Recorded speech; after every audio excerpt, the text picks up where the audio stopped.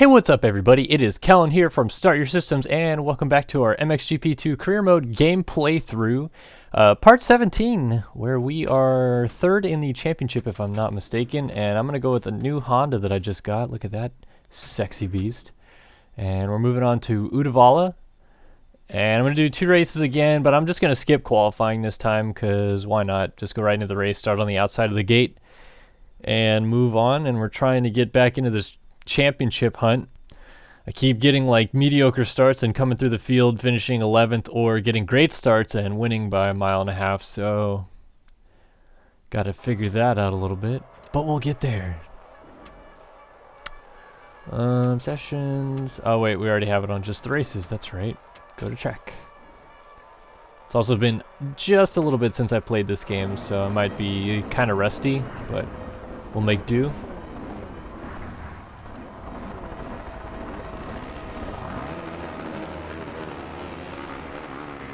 Oh, that was a weird little gate glitch thing. Anyway, we're off and running, and I got a mediocre-ish start, but just round the outside,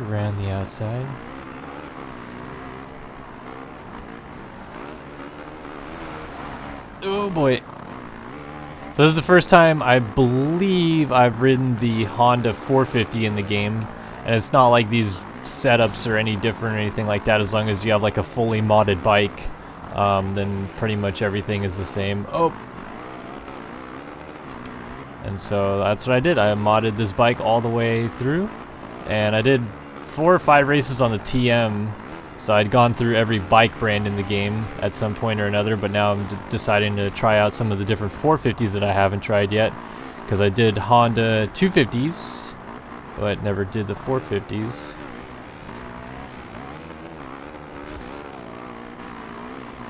And so we're going to try to just ease our way back into this championship. I'm trying to remember the last time, I think, was Majora and Teutschenthal in Germany. And I did okay in both, but I think I ended up ultimately losing more points than gaining in the championship hunt, so I need to try to figure that out a little bit.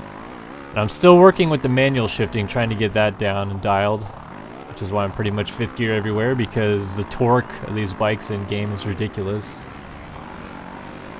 Especially the 450s. You can pretty much just kind of coast around and use the clutch here and there in the corners, and you're pretty much good to go. Nice block pass and into the lead. I mentioned this way back, must have been about 10 episodes ago now, that I don't know if I'd ever played in Uddevalla, whether this was the right way or the wrong way.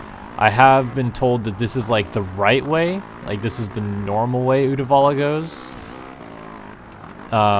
Whereas the iteration that they had of Uddevalla like 2 or 3 years ago, where it would go out to start and make like a hard U-turn, was technically going backwards, but in my opinion I like that version better. I don't like the start where it's like a quick U-turn like that or whatever, but I like the flow of the track a little bit better when it went into this valley right in front of us first, and then like did this whole back section, then came across the valley, and then did the flatland stuff at the top. But to each his own. I mean, depends on what you like in terms of a style of track, and I felt like that 2013, 2012-ish version of Uddevalla had a lot better flow. But I don't dislike this track. I actually really like the elevation changes and the dirt that's on Uddevalla in real life, so I always like watching the GP. Looks like a fun track to ride. And I know a few of my friends that live in Norway or Sweden and stuff like that that say they've been there for the GP and that it's a very fun GP to go to, good atmosphere and everything like that, so cool beans. I like the Uddevallas. It's almost too easy, I feel like, this AI.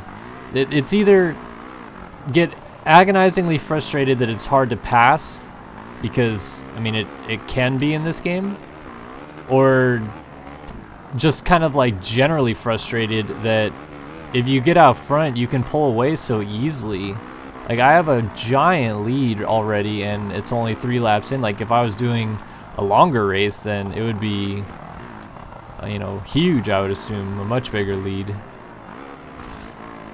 But it is only 3 laps, so, you know, pull away. And I don't know when the last time I mentioned it was, but I am on realistic difficulty, so they're definitely, like, the hardest the AI can get. I want to start doing more online gaming stuff again, as, you know, getting Jeremy involved and then doing online races in MXGP and stuff so that I can play people that are actually a decent skill level. But I kind of wanted to wrap this series up first. We're 17 parts in, and we'll have, I think, close to 20 total parts by the end of it.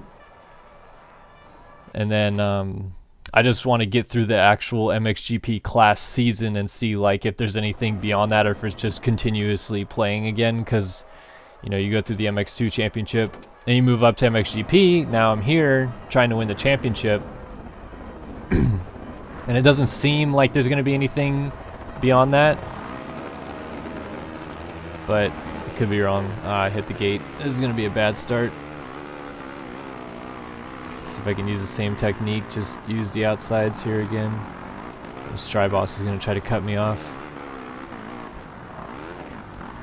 I am trying to be a lot smarter when it comes to racing the AI, and that means, like, really letting off in some situations and not trying to force the issue with passes. I was a little bit more aggressive than I probably wanted to be, but it worked. Because then I get into these situations where I'll make an aggressive pass and then just get stuck behind a bunch of people trying to pass them by clobbering into the side of them and stuff like that. And it's not like I'm trying to, it's just sometimes you're coming into a corner hot and you're braking late and you think that you're still going to make the inside of the corner, and then you end up doing that. Oh, thank God I didn't actually lose the lead. I wanted kind of an easy day of recording.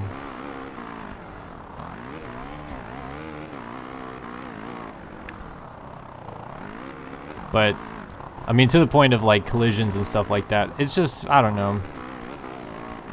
It's definitely the most talked about thing that I've mentioned throughout all these videos, is that the AI collisions seem a little bit gammy. But, I mean, there's only so much you can do once you've already released the game to kind of correct that. Obviously, they might update it and do different stuff like that, but it doesn't seem like something that's super on the priority list. And I haven't seen any, like, super big updates. Obviously, every once in a while there will be a few updates released and they'll fix, like, some bug issues, but you still can't make generally good contact with the AI and stay on 2 wheels. So, it seems like something they're just going to leave, which is fine. You know, you're not supposed to smash into people and stay up, but it is a video game, so on some level, people want to pick it up, bang some bars. Just like I do.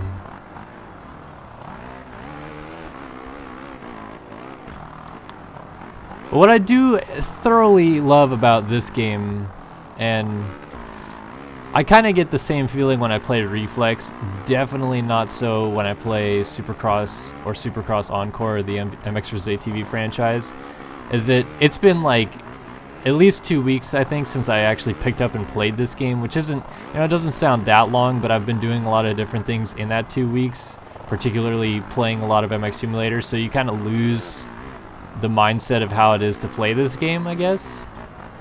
And I just picked it up. This is like the first time playing it, 2 weeks, and I'm having fun, flowing lines, just riding smooth. Like, it's a good, enjoyable game to play. It's not a game that you pick up and hate, which I think is something that the MX gaming community needs to have in terms of, like, a major title. Like, this is a major title. Like, Milestone Italy is a big gaming company, and for them to come through with this series, the MXGP gaming series, with now the 2nd, and then I'm sure there will be 3rd and more beyond that, because this has been successful so far, and for it to be fun and graphically amazing, and the physics aren't, like, perfect, but they're not terrible, and, you know, barring the pretty standard whip stuff, like, nobody seems to cry bloody murder about anything bad in this game. So with the instability that was the MXGP2 franchise, like, from 2011 until pretty much today, this kind of a title is really big for motocross in the gaming realm, because it lays like a precedent that, well, games like this can be made and it can only get better from here, because there's like a foundation that's been laid that is a good foundation to build off of.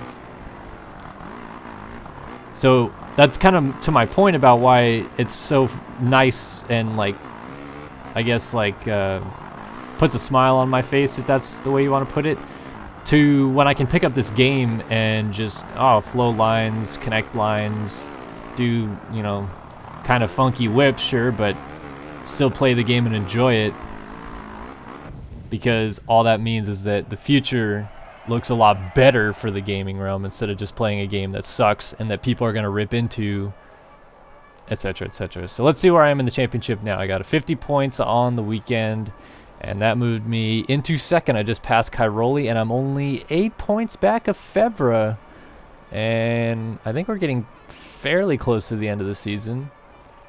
Let me take a look at the, can I take a look at the calendar? Season information. Calendar. So we did Uddevalla. We have 1, 2, 3, 4, 5, 6, 7 races left. So this will be the end of 17 doing Kegums. Part 18 will be Lockett and Lommel. Part 19 will be Manto and Assen. And then the last part will be Leon and Glen Helen. So yeah, 20 parts. I got it right on the damn money. Let's move on to the next race. At Kegums in Latvia. I say Kegums. Is it Kegums or Kegums? Any of you Latvian viewers, all 4 of you, maybe, I don't know, pulling a number out of midair. I do know of a couple people from Latvia that play MX Simulator, so if you just so happen to be watching this video today, let me know if you pronounce it Kegums or Kegums or whatever. Or if I'm even getting close, it could be like Kegums or something like that. And we're off, and I got a great start, and the sound cuts out, but let's see if I can get down to the inside. Not even close. But came out in a pretty good position still. I think my setup is pretty fire for this video, I must say. Went for the whole Fox repertoire with 100% goggles. And the Honda. I mean, Roxon's making that stuff look so sexy right now with that new HRC ride and all the Fox gear that he has. Oh man, oh, how did I make that pass? But I think that might be the best combo for Fox gear, is Honda and Fox. I don't know, just my opinion. Oh, that was brutal. Get up, get up, get up, up, up. I think Dungey makes Fox look pretty good with KTM. I think they have some good colorways and stuff that go well with that Red Bull KTM. But I don't know, there's just something about those like kind of standout colors that Fox goes with on a red, beautifully crisp Honda that Roxon just makes look way too good.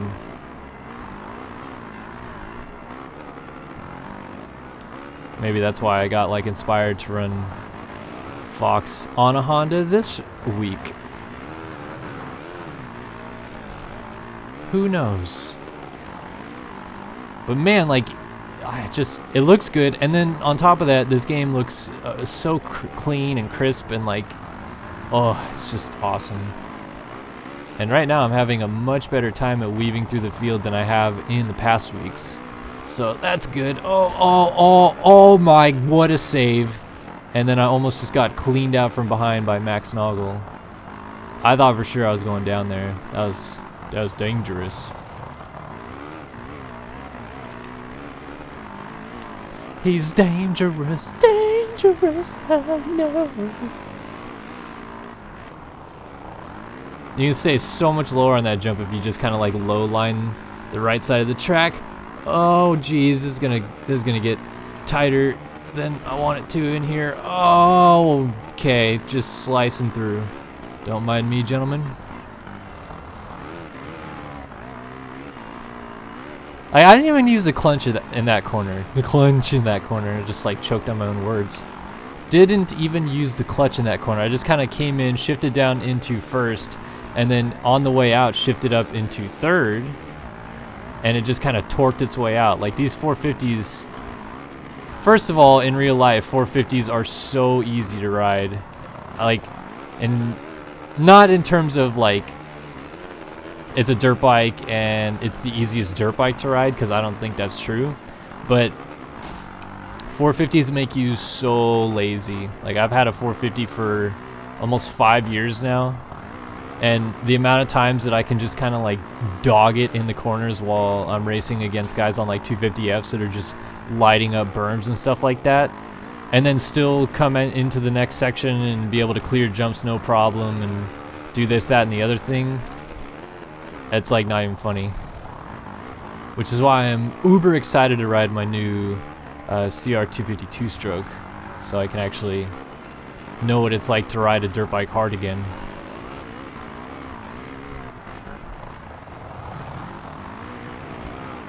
This is a pretty good battle at the front. There's 5 different brands up here: Yamaha, Suzuki, KTM, Sean Simpson on a KTM, Villapoto on the Cowie, and then me on the Honda. I love the diversity. There's so many years in like, oh, nope, that's not a good line. Oh man, it takes forever to get up from crashes. But what I was saying is there's so many years that have gone by in real motocross where there's a dominant bike or a dominant team or something like that. Like thinking back to the 80s, for example, how dominant and glorious Team Honda was back then with the myriad of riders they had.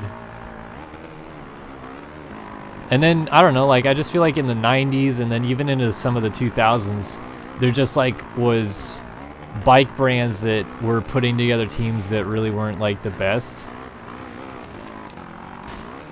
Oh, low lining it. Gonna make a couple more passes before the end, maybe, if Max Noggle gives me the room. But I feel like factory teams these days, like they have some like just right solid teams. No, no, no. Oh, damn it. Noggle got me to the line. That was a good pass. Like, think about it. We got Ken Roxon on a Honda, super talented. We got Ryan Dungey on a KTM, super talented. He's, you know, teammates with Marvin Muscan, super talented. Eli Tomac on a Cowie, super talented. Chad Reed and now Cooper Webb on Yamahas, former champion, probably a future champion. So, of course, both super talented.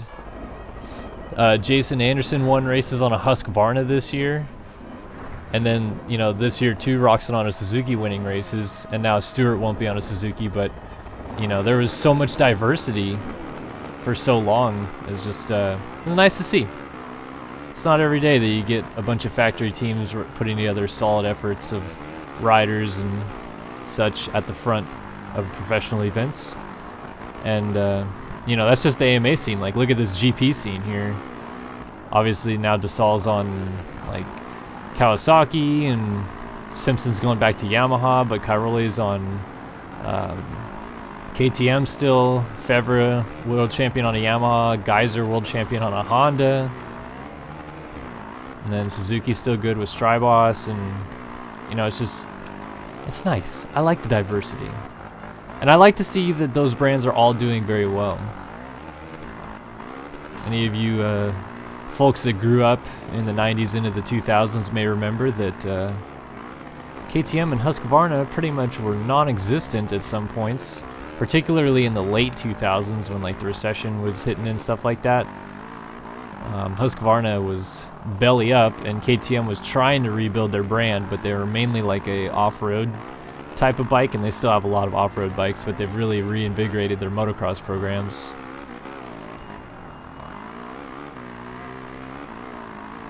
I still remember it was so long, like KTM was looking so hard for their first ever main event win, 250 or 450 class, or back then it was the 125 or 250 class.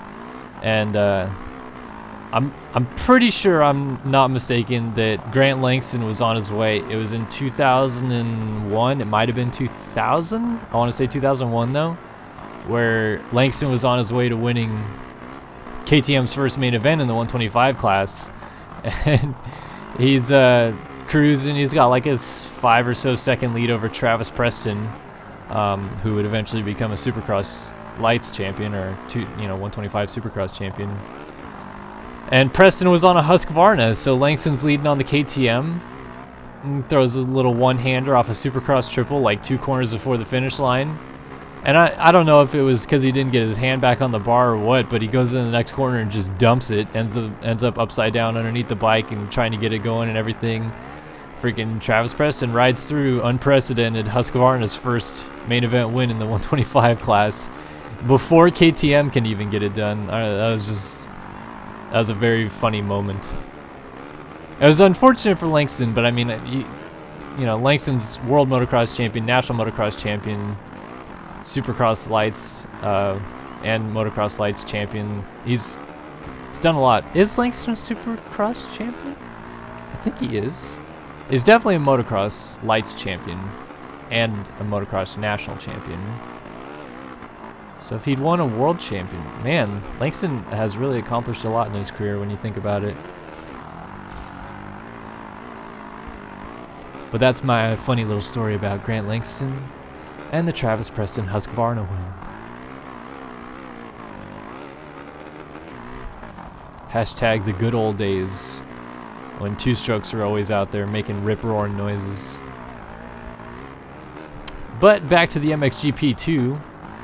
Pretty pumped on this race. Just motoring along. Nice little 5-second lead on Cairoli. Made a couple early passes, and away I go. So we'll see if I'm in the championship lead after this round or not. My senses lead me to believe no, because I needed to get 8 more points than Febvre on the weekend, and going 5-1 is not the best way to do that. But I might be a little bit closer. And then, as I said, after this, there'll be 6 rounds of the championship left, and it's still pretty close, so that's kind of cool that you actually get to have a good championship fight. Obviously, it's that way because I was kind of a stupid idiot at the beginning of the championship and like letting riders go and trying to catch the field and stuff like that, but still fun, still entertaining, trying to make it interesting, you know. So we'll finish this race, we'll see where we are in the championship, and then we'll say so long for the day, but we'll see you guys in the next episodes, of course. 18, 19, and 20 still coming.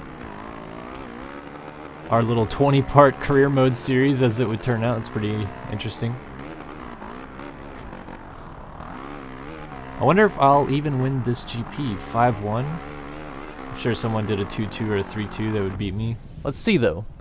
Let's find out. A 1, a 2, a 3, a hunk. Yep, Febvre beat me. Dang, and he got 5 more points, so now he's 13 points ahead in the championship, but I've got a little bit of a cushion on Cairoli now. Awesome, so we will move on from here to part numeral 18, the next 2 GPs.